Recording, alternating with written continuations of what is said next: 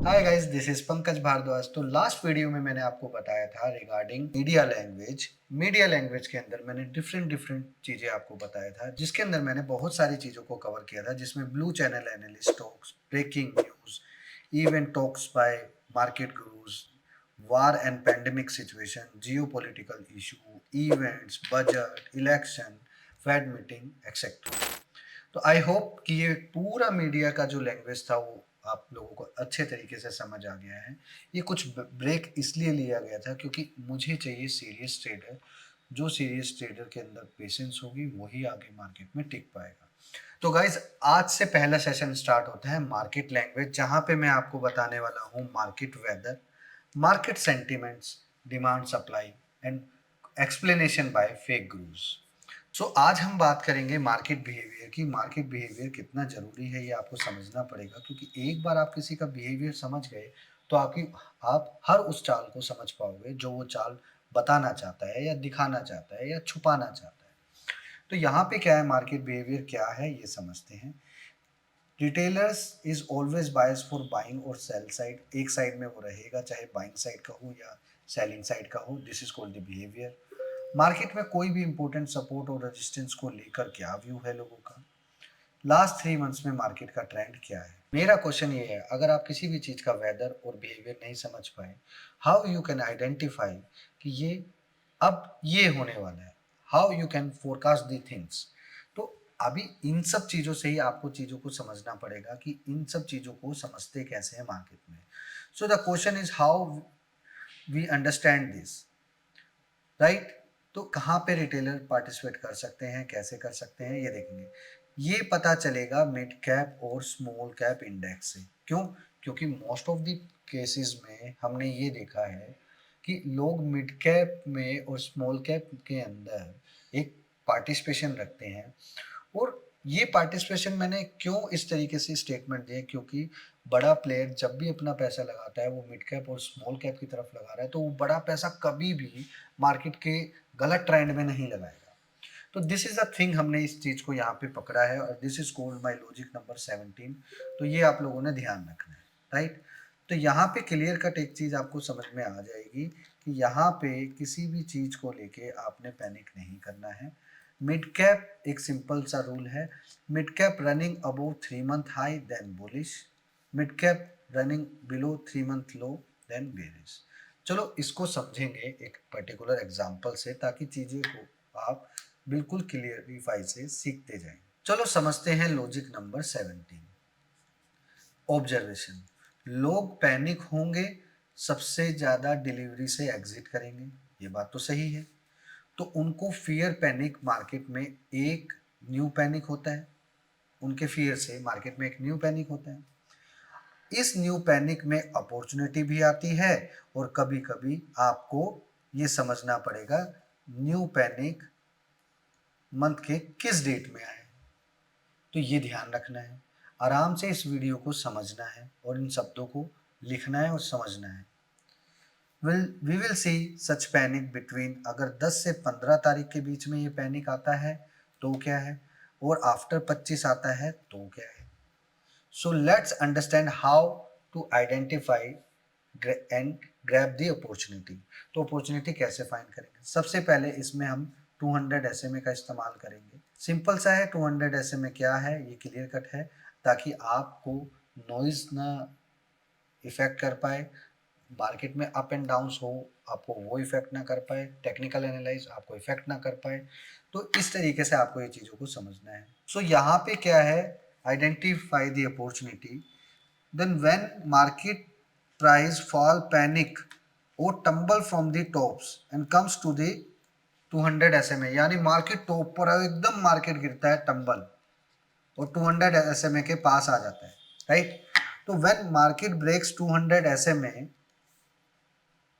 जब वो 200 SMA break करेगा, अभी सब कुछ एग्जांपल के थ्रू समझाऊंगा, पहले ये समझ लेते हैं। Then again showed U turn, यानी मार्केट में अगर 200 SMA तोड़ दिया और वापस से U turn, but fail in 1 week, अगर वो फेल हो जाए 1 वीक के अंदर, तो इसका मतलब अनदर चांस पैनिक फॉल की। पहले ये चीज, ये स्टेटमेंट समझ लो, ठीक है।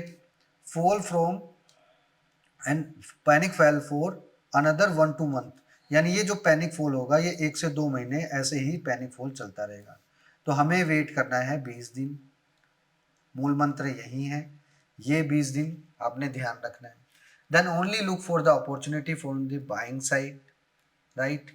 Now wait for the price should be far from 10 to 15% from 200 SMA।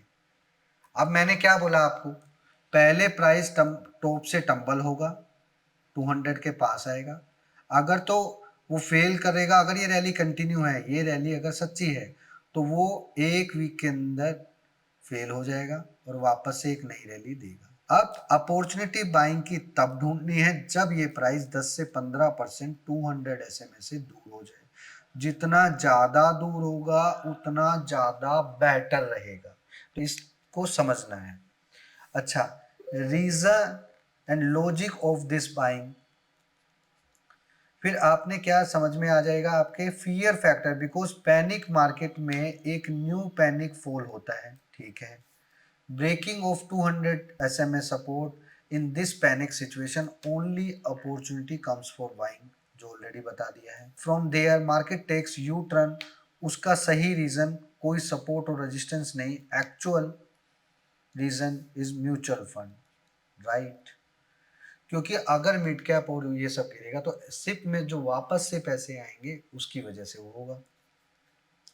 Because आप लोगों के जो म्यूचुअल फंड की मजबूरी है, हर मंथ में पैसा डालना है mid cap and small cap में। हमें ये अच्छे से समझना पड़ेगा कि मार्केट में मंदी टेम्परेरी है, जो पैनिक में घबराकर निकलना भी, बल्कि वेट करना है सही समय का। मतलब पैनिक में घबराकर निकलना नहीं है, वेट करना है सही समय का, बिकॉज तेजी is permanent. That's the reason 3 year after the Covid market continuously touch new high. The reason was mutual fund में लोगों ने बहुत पैसा डाल दिया पैंडेमिक में। अब समझे आप कि आफ्टर द कोविड मार्केट क्यों ऊपर गया। अब इसको समझ लेते हैं एग्जाम्पल से, जो कि मैंने क्लियर कट एग्जाम्पल यहाँ पे दिखा दिया। तो ये है 3 मंथ्स का लो, राइट। अचानक से जिस मंथ में चल रहा है उससे 2 मंथ पहले जाना है, या आप 3 मंथ्स भी पहले जा सकते हो, नो इशू। जैसे ही लो ब्रेक हुआ, यहाँ से कहानी स्टार्ट। ये है मंथली चार्ट और ये है डेली चार्ट।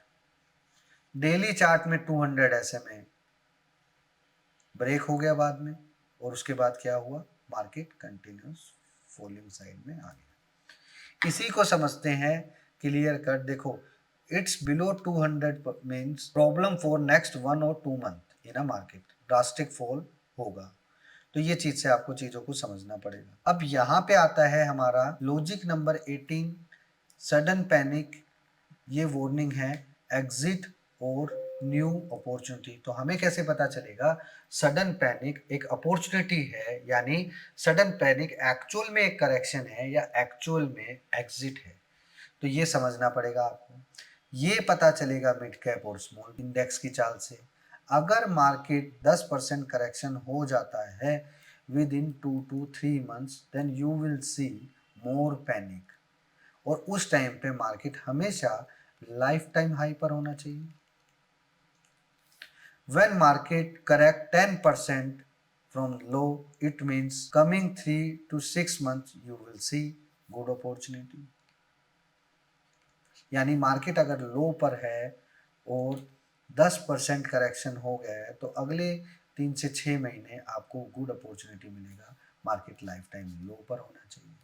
तो ये एक चीज़ आपको क्लियर कट समझ में आ गई होगी। एक सिंपल परिभाषा में मैंने आपको समझा दिया है। इसका एग्जाम्पल ये रहा, मार्केट जैसे ही लो बनाएगा उसके बाद अचानक से फिर market 10% correct from the high, it means अगले 2 से 3 महीने you will see more panic. तो यही चीज़ है, यहाँ से यहाँ तक उसने 10% का करेक्शन दिया, उसके बाद 200 SMA अगर ब्रेक होता है, then you will see more panic. तो ये चीज़ आपने ध्यान रखनी है। ये डेली चार्ट है। क्लियर इंडिकेशन है 10% correction from the top, it means was indication that कुछ प्रॉब्लम होगा। But suddenly market recover, we should wait till next month, ध्यान रखना है।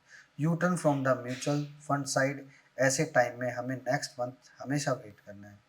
In next month low break then panic picture will be start. यानी अगले month में अगर picture वाकई में ही खराब है तो वो लो तोड़ते तोड़ते बहुत नीचे चला जाएगा, राइट।